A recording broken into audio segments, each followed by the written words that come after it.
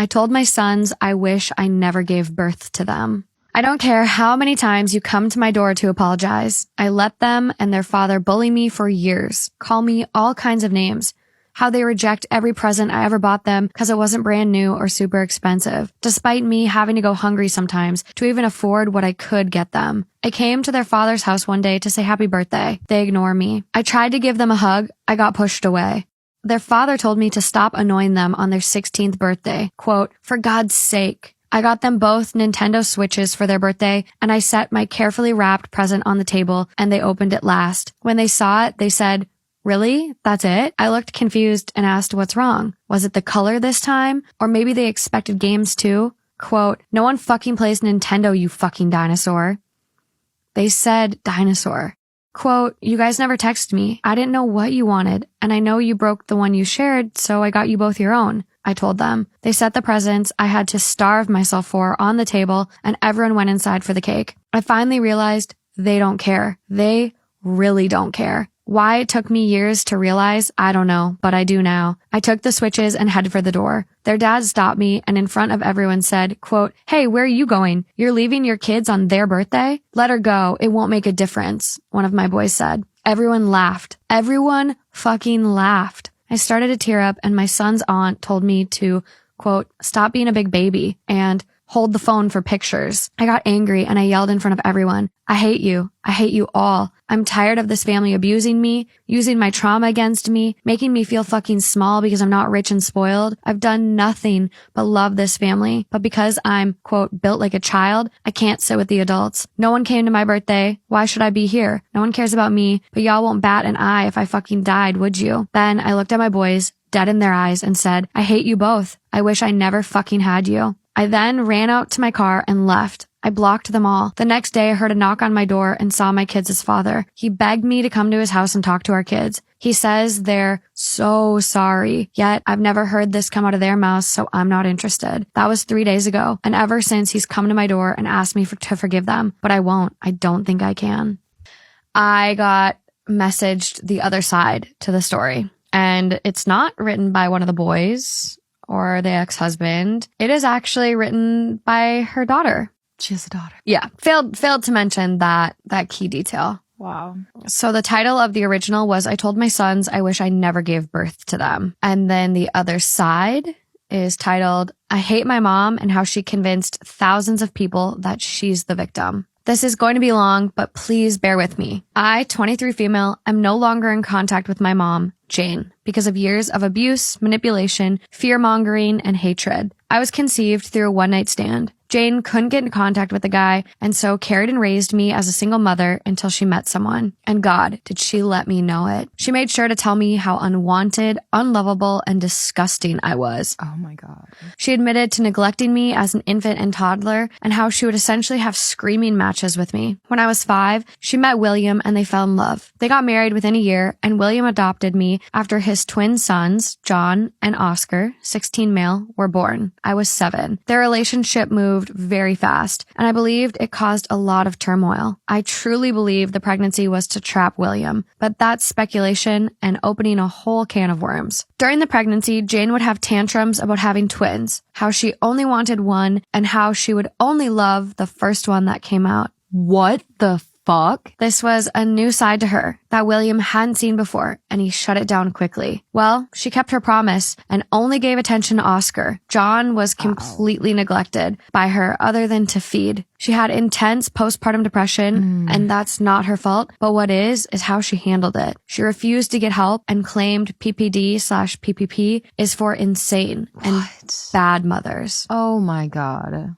At some point when the boys were a year or so old, she was admitted in a hospital for having intense thoughts about hurting herself or others. She was diagnosed with depression, anxiety, and PPP. She spent 5 months in a hospital/mental health facility. For those 5 months she was gone, I've never felt so much love from another person in my life. Bearing in mind, I was just 8. God. All I had known was yelling and emotional abuse. When she got out, both sides of the family had a big sit down and told her their expectations. It was all doable. Go to therapy, take her meds, and they made her a list of emergency contacts who she could call if she was feeling it all a bit too much. She had a support system in place, but she didn't use it. We moved out when William got home and found me at age 11 trying to cook dinner for my brothers, except Jane had turned the gas and electric off as punishment. Jane had locked herself in the bathroom and wouldn't come out because John was upset. Remember? She hates John. She had also thrown a ton of stuff around in a fit of rage because I said she probably shouldn't take Oscar to the shop if she can't walk straight. William packed our stuff up and we left for his mother's. Jane was not happy about that. When he found out she had thrown shit around and at me, he was furious. He filed for divorce the following Monday. The court gave him full custody with mandated visitations from Jane. I remember crying myself to sleep when I found that out. We moved out to Grandma's house and into a nice flat where we seemed to really get our life together. Other than the visitation, we were good until William got a new job and we had to move across the city. This set Jane off, who, up until this point, had been on mostly good behavior. We moved closer to William's sister and her family. They all knew about Jane. Aunt was on the contact list, but we all tried to move forward. Things were good for a couple of years, but then I turned 16. The day after my 16th, I got a text from Jane telling me that she's moving out and that I need to pack my stuff from my old room. I went, stupidly, and began putting things into piles. Jane just stood in the doorway and eventually began bawling her eyes out. She began apologizing for everything she had done and how she feels like a failure. This is when she told me about the emotional and verbal abuse she inflicted on me as an infant/toddler and how she blames herself for my numerous mental health issues. This was all leading up to her asking if I could ever forgive her. I said no. I said that she may feel guilty, but she's stuck in this cycle where she's abused the boys as well. She lost her fucking mind and kicked me out. It got a little physical between us, and she ended up screaming that I'm no longer her daughter and how she's disowning me. Good. When I got home, I told William everything. He was furious too, and went to her place and arrived back home hours later with our stuff. I don't know what went down, and I don't want to. We filed a police report. I had scrapes and bruises, and her mandated visits were lifted. A weight had been lifted off my shoulders. It felt like this black cloud of negativity had finally eased up. I felt so much happier. I began to focus on school and my family without dreading having to see her. We couldn't get a restraining order, but she kept her distance. She would send birthday and Christmas cards, but we never reciprocated. The boys know a little bit about what went down, but William was very frugal with what he told them. He said he didn't want to inflict unnecessary emotional damage onto them. Then, on their 16th, she shows up, which was weird because she never shows up to anything. I kept my distance and stayed in the kitchen, but I could still see and hear everything. I was shaking in fear and had to run to the bathroom at one point. She had bought them both Nintendo Switches. They both opened her presents last and both quietly thanked her. There was no insults being thrown around. No one said, "Let her go, it won't make a difference." The atmosphere was stifling. In fact, it was Jane who yelled and insulted first. She called the twins ungrateful brats, and the second she stood up to yell, William and Auntie began to push her outside. As she was being pushed, she points at the twins and yelled, "You're both fucking ungrateful, unlovable little cunts, and my biggest regret is not aborting you when I had the chance." Oh my God. Wow. The party was naturally ruined at this point, and the boys are both totally emotionally destroyed. William left at one point to go and talk to her because she had blocked William, the only one who has her number. But I don't know the specifics. It's been a few weeks since the incident, and the boys are both destroyed. Oscar has become a recluse, and John isn't eating. I'm furious.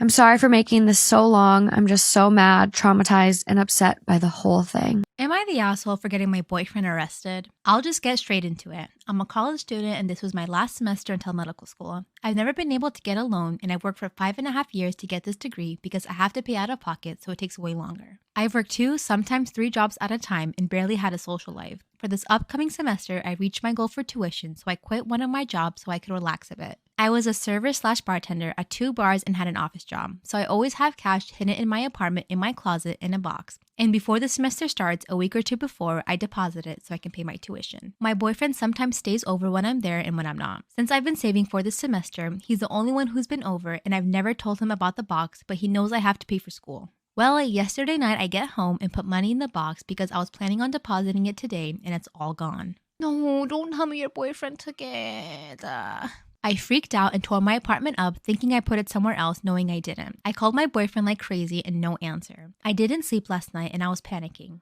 Then this morning, he finally called me back and I'm yelling at him about my money and he's acting all confused and like I'm crazy. He comes over, but I'm still pissed off. And after a while, he finally admits that he took it so he can borrow it and he'll pay me back. Where the F is he going to get $14,000 from in 2 weeks? Damn, girl, you made $14,000 off of serving and bartending?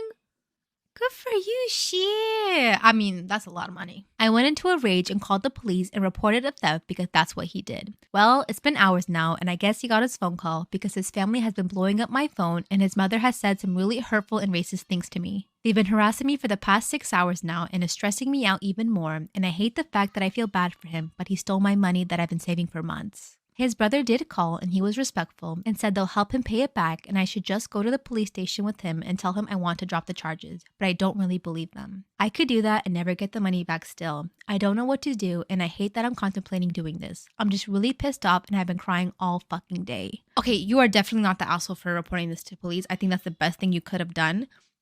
I think it's needless to say, unless I'm wrong, that you're not going to continue this relationship with this man because he's a thief. And so you definitely should not drop the charges until you get every single penny back.